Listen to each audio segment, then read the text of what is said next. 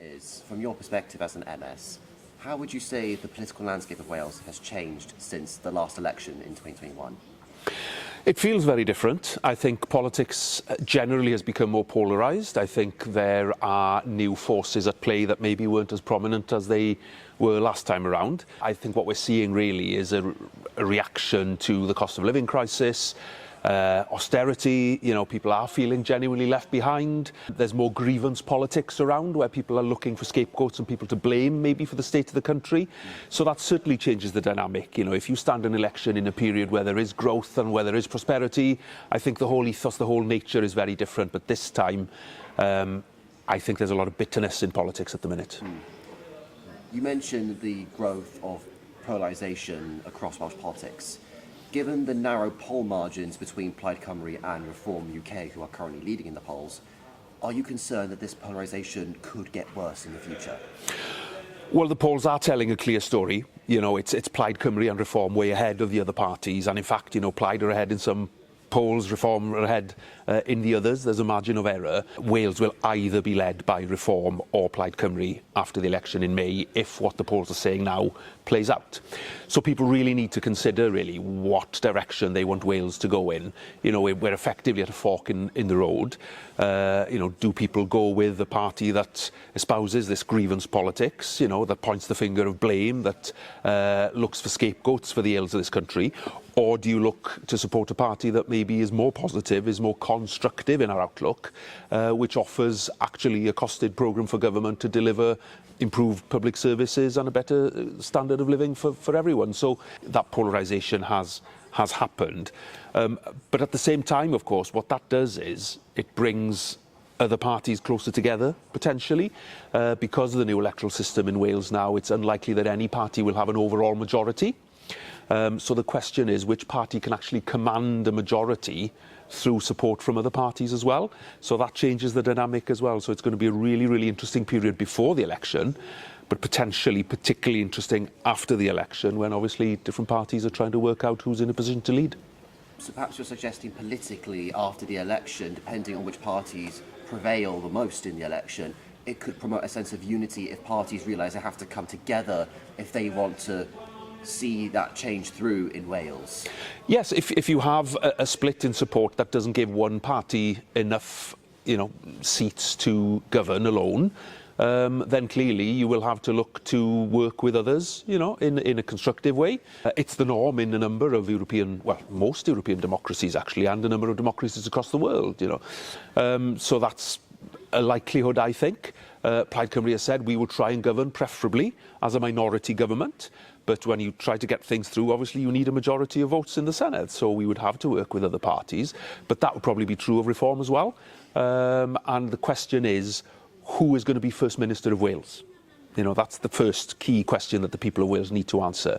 And the polls are telling us a story that it'll either be Rhun ap Iorwerth, the leader of Plaid Cymru, or the leader of Reform, and people have to choose. Since a lot of voters across Wales are eager for change, and especially for young voters, some of who might be voting for the first time in this Senedd election, they may have a desire for change, but they may not be entirely certain how they want things to change or what exactly they think that change should look like. So what would your advice be to young voters who are eager for change but aren't exactly certain what sort of change they want to see or how they want that change to happen? Yeah. It's a two-way street. I think political parties have a responsibility to reach out to younger people, younger voters, first-time voters particularly, to explain to them what we offer, you know, particularly in terms of young people. But it's difficult to do that in a country of 3 million people to reach everyone. So, you know, there is an opportunity for younger people to engage in the process. And by that, I don't necessarily mean turn up in hustings or public meetings, but that is an option, of course. But, you know, read the leaflets that come through your door. Keep an eye on the websites, on social media as well, because there'll be plenty of stuff being pumped through different channels for people to engage with. You know, get in touch with your local candidates. When you have a leaflet from the parties, there will be contact details there. Email them. Think about the issues that are important to you. You know, and don't just accept that you have to listen to everything the parties have to say.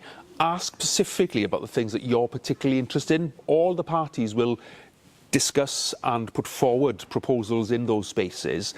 It's all there, and it isn't the easiest sometimes to find.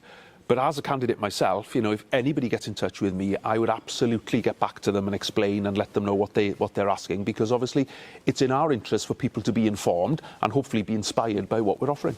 With the change in voting system from one that was previously additional members to a more proportional representation, do you feel that the proportional representation, the lesser pressure to vote tactically, could be both a blessing and a curse for Wales in this election? It could absolutely be a curse and a blessing in many respects. I think we are moving to a more proportional system, but it's proportional up to a point. You need 10, maybe 12% of the vote in your constituency, if you're a particular party, to have a chance of winning one seat. So if you don't meet that bar, then it's unlikely that you will have a seat for your party. If you are considering some of the smaller parties, are they likely to reach that threshold? If not, then there is a risk that what you do is gift that 6th seat, because there are 6 seats in each constituency, to another party. So there still is an element, I think, of necessity to consider, you know, whether you need to vote for a party to make sure that the type of politics or the type of policies that you wish to see implemented in the Senedd, you know, come through. Only one party, according to the polls, can beat reform in this election, and that's Plaid Cymru. And my message would be, you know, that is the #1 priority for many people in Wales today, and they need to remember that when they vote. For a lot of young voters, many of whom might lean towards more left-leaning parties, for example, Plaid Cymru, the Greens, or even Welsh Labour, going into this election, since you mentioned there is still the risk, or at least the need to consider which parties stand the best chance of getting representation in each constituency. For those younger, more traditionally left-leaning voters, what would you tell them is the most important thing they do in this election? The most important thing to do is to vote. Now, I would tell people to vote for Plaid Cymru, because Plaid Cymru is the only party, according to the polls, that can beat reform. People say, well, the polls are polls, you know, they can change. The only real poll is election day. Well, the last election day we had in Wales was in Caerphilly. Plaid Cymru beat reform. A big part of that was because other people supported Plaid in order to beat reform. You know, the Greens lost their deposit in Caerphilly. So if people are serious about getting change in Wales and keeping reform out, then they need to consider voting for Plaid.